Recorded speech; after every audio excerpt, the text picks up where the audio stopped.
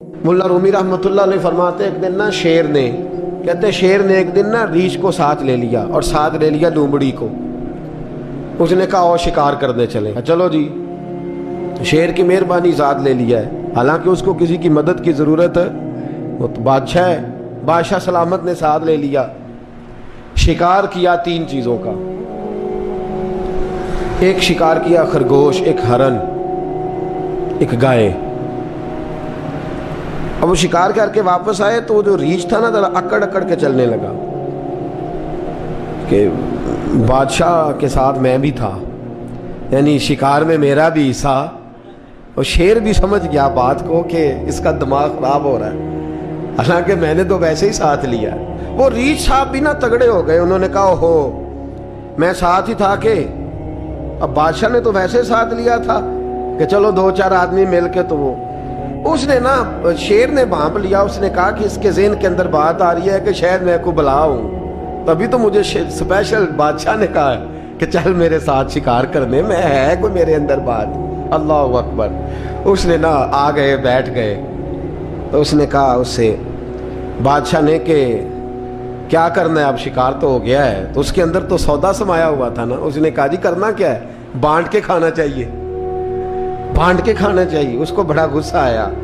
اس نے کہا اچھا تو مجھے کمزور سمجھتا ہے, میں جو چاہتا تھا کر سکتا تھا, میں نے تو عذرائے محبت تجھے عزت دی, ساتھ لے لی یار, تو بن کے ہی بیٹھ گیا ہے. اس نے کہا اچھا بانٹ کے کھانا چاہیے. کہا بالکل. کہا چلو بانٹو. پھر کیسے بانٹنا ہے؟ ہرن کا اور بکرے کا گوشت ایک جیسا ہوتا ہے, بلکہ ہرن کا زیادہ مہنگا ہوتا ہے, لذیذ ہوتا ہے. اب اس نے تقسیم کیسی کی, ریچھ نے چلاکی کرنی چاہیے. کہنے لگا جی تقسیم سیدھی سی ہے, آپ بڑے ہیں, گائے آپ کی.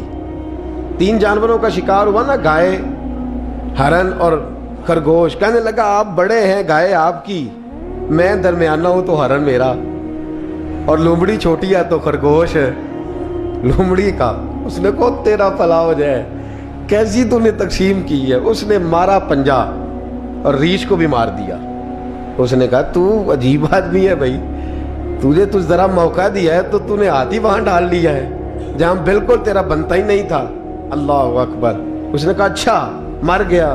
اب لومڑی بھی سنبھل کے بیٹھ گئی. لومڑی ذرا تیز ہے, چلاک ہے. تو ملا رومی علیہ رحمہ کہتے ہیں, اور شیر کہنے لگا لومڑی سے چل تو تقسیم کر, تو تقسیم کر کیا کرنا چاہیے. تو کہنے لگی بادشاہ سلامت تقسیم بڑی سادی سی ہے, سویرے ناشتہ خرگوش کا کریں, دوپہر کو آپ جب کھانا کھانے لگے تو ہرن تناول فرمائیں, اور شام کو ذرا آپ زیادہ کھاتے ہیں تو آپ گائے کھائیں. یہی تقسیم ہے. بڑا راضی ہوا شیر. اس نے کہا تو نے یہ تقسیم بڑی اچھی کی ہے, یہ کہاں سے سیکھی ہے؟ کہنے لگی ریچھ کی موت سے سیکھی ہے.